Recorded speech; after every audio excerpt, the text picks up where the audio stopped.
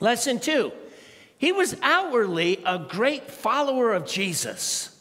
Yet, we're told, Jesus says, he was not a believer.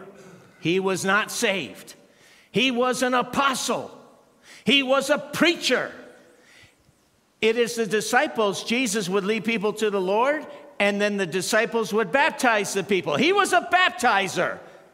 And Judas was the treasurer for Jesus' ministry, which is very interesting because you would think if anyone would be the treasurer, it'd be Matthew. Because Matthew, he was a tax collector. It's kind of what he did for a living. So once he got saved and become an apostle, you would think the apostles would be like, hey, Matthew, you should be the church treasurer. You went to college for, finances. But they said, no, Judas seems to be the one that we trust. And we're going to make him the treasurer. And yet, Jesus says he's a devil. He's a devil.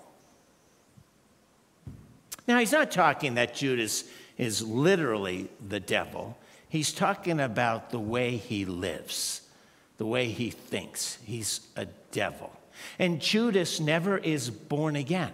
He never is transformed. So he's born a devil and he dies a devil. By the way, Joe Toomey used to be a devil too. Oh, yeah. The Apostle Paul was a devil too.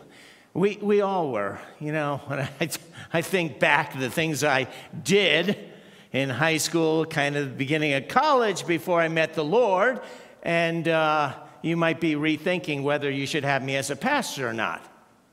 So I was a devil, but then I was born again, and Jesus Christ transformed me, and I've become a saint. A saint. From devil to being a saint. But Judas was a devil.